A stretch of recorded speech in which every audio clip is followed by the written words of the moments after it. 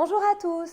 Faut-il être distant pour récupérer son ex? Alors comme je sais que beaucoup d'entre vous peuvent penser que oui, je vais tenter de te démontrer dans cette vidéo que ça peut être une grave erreur d'agir comme ça. Je vais t'expliquer pourquoi, je vais t'expliquer aussi ce qui peut souvent t'amener à penser que c'est la distance qui va faire revenir ton ex et je vais tenter de te convaincre que finalement ça peut au contraire détruire toutes tes chances de reconquête amoureuse. Tu vas t'apercevoir que si tu coupes le contact, finalement tu coupes aussi tes chances. Alors avant de commencer, sache qu'en complément de cette vidéo, je te laisse la possibilité d'avoir accès à un mail que j'ai fait personnellement dans lequel je te donne une checklist de 14 interdits à ne pas faire. Tu vas voir que c'est un véritable guide, finalement une fiche de route que tu vas pouvoir suivre dans les moments comme tu es en train de traverser ou généralement à cause de tes émotions, tu perds en objectivité. Donc très simple pour y accéder, une fois que tu auras terminé de visionner cette vidéo, il te suffira d'aller en dessous dans la description, de cliquer sur le lien et donc tu pourras à ce moment-là voir tout son contenu. Si tu ne me connais pas, que tu me découvres pour la première fois sur cette chaîne YouTube, je suis donc Christelle Lepage, je suis spécialisée en reconquête amoureuse, experte en dynamique amoureuse. Je suis là pour te donner un maximum de conseils pour faire en sorte que tu obtiennes une seconde chance de ton ex. Tu es convaincu qu'aujourd'hui, votre histoire finalement n'a pas vraiment de points. Si tu penses que tu es encore en mesure de rendre heureux ton ex. Donc si ce n'est pas déjà fait, je t'invite fortement à t'abonner à ma chaîne. Tu peux également cliquer sur la petite cloche des notifications, c'est hyper utile, ça te permettra en fait d'être averti à chaque nouvelle sortie de vidéo et donc de ne louper aucun conseil à venir. Alors pourquoi la distance est une fausse bonne idée? Bien, pour commencer, c'est assez logique, ton ex ne peut pas voir s'il n'y a plus aucune nouvelle entre vous, si tu mets vraiment une distance, une barrière, tes changements. On peut même parler sinon d'évolution si tu préfères. Aujourd'hui, il faut comprendre que si ton ex a décidé de rompre, c'est qu'il ou elle ne semble plus être aligné avec toi, en tout cas à estimer que tu n'étais pas la personne qui est en mesure de le ou la rendre heureuse encore sur ces années à venir. Donc c'est important que tu puisses finalement amener ton ex à penser autrement, à corriger le tir, mais ça va être compliqué finalement de prouver ton évolution, de peut-être montrer que tu as appris également de cette relation, de tes erreurs peut-être, si aujourd'hui tu n'es pas en mesure de communiquer avec ton ex, ou en tout cas que tu donnes le sentiment vraiment d'avoir mis cette distance et de le tenir à l'écart. Il faut comprendre que si ton ex t'a laissé en ayant une mauvaise image entre guillemets de toi, non pas que forcément ton ex pense que tu es une mauvaise personne, mais en tout cas une personne qui ne lui correspond plus, eh bien ce n'est pas avec l'absence que ton ex va pouvoir corriger cette image qu'il ou elle a de toi. C'est pour ça que c'est important aujourd'hui de comprendre que le contact aussi est un moyen finalement de véhiculer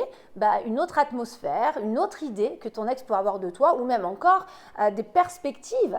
qu'il pourrait avoir avec cette personne différente que tu sembles être aujourd'hui. Et ça, si aujourd'hui ton ex ne s'en rend pas compte, ton ex ne peut que persévérer dans cette idée que de toute façon, tu n'es plus la personne adéquate pour avancer avec. Ensuite, garder un ex à distance, c'est donc se priver d'émotions. Quand il n'y a pas de contact, on ne peut pas véhiculer d'émotions. On ne peut pas finalement interagir en laissant passer des choses, des sentiments. Sans parler de dévoiler tes sentiments amoureux ou ta volonté de reconquérir ton ex, mais tout simplement ce côté atmosphère, le fait d'être en mesure d'avoir une complicité à nouveau. Alors bien sûr, ça ne se fait pas tout de suite, mais si déjà il n'y a pas de contact, je ne vois pas comment ça peut arriver par la suite. Et c'est ça qui est important là encore à comprendre, c'est qu'une reconquête amoureuse, c'est quand même une séduction à un certain moment. Alors bien sûr que dès le début, tu ne vas pas chercher à reséduire ton ex, parce que généralement les ex dans les débuts sont braqués et convaincus de leur décision, mais ça n'empêche qu'il faut déjà retrouver un climat serein entre vous, un climat de confiance, même si on n'est pas encore dans un jeu de séduction, pour ramener ton ex petit à petit à s'ouvrir à toi. Et c'est parce que les gens s'ouvrent à nous qu'ils sont en mesure à nouveau de ressentir des émotions, même si on ne parle pas de sentiments amoureux tout de suite, mais en tout cas qu'il peut y avoir à nouveau un feeling, quelque chose qui va amener justement à faire renaître la flamme par la suite. Si aujourd'hui ton ex finalement est mis à l'écart, eh bien ton ex ne peut pas se rendre compte qu'il y a encore des choses qui peuvent fonctionner entre vous, qu'il y a encore des choses qui l'amusent chez toi, qu'il y a encore des choses finalement qui visiblement, malgré tous ces défauts qui ont pu être faits ou constatés, eh bien il y a quand même des choses qui étaient positives à l'époque en toi, qui sont encore heureusement restées en toi aujourd'hui. Voilà, c'est pas possible de lui ramener ça sur le devant de la scène si aujourd'hui finalement tu as créé une distance. Il faut bien comprendre qu'une reconquête amoureuse, c'est pas un acte en fait qui amène à un résultat. C'est toute une mécanique qui se met en place pour amener un résultat. C'est vraiment,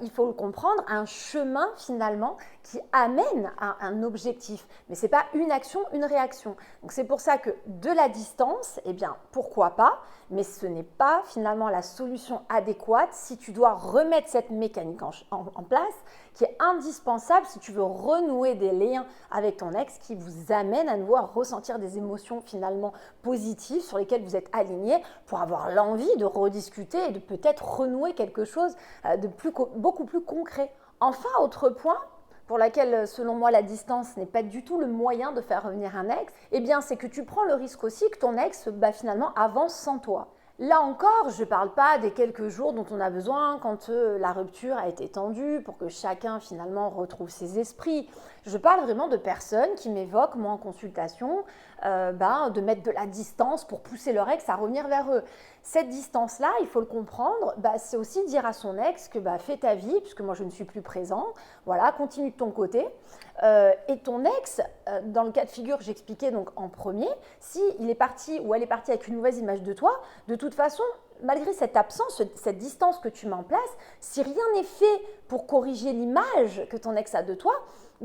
ton ex va continuer à persévérer dans cette mécanique, dans cette pensée négative finalement, ou dans cette conviction que tu n'es pas la personne adéquate aujourd'hui pour le ou la rendre heureuse. Donc il faut comprendre que ta distance est juste un outil supplémentaire que tu donnes à ton ex pour continuer son cheminement sans toi, pour continuer à se convaincre que de toute façon, il a bien fait d'arrêter avec toi, puisqu'il t'a laissé le lundi, c'est une image bien sûr,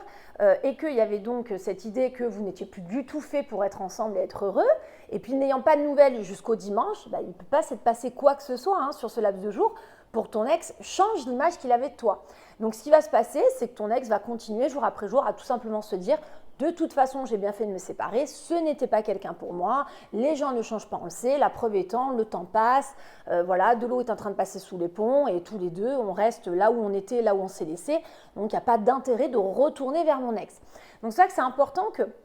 il faut vraiment comprendre que cette notion vraiment du chat et de la souris, il faut y faire très attention quand un ex t'a quitté avec une mauvaise image de votre relation amoureuse. Parce que du coup, tu te retrouves face à quelqu'un qui n'a finalement aucun argument pour avoir envie de changer son opinion te concernant. Et donc, cette distance mise entre vous peut juste l'amener à se sevrer petit à petit, encore et encore, de votre relation qui, je le rappelle, au moment de la rupture, ne lui convenait plus. Alors, comme je sais qu'avec ces moments d'émotion qui sont quand même très vifs,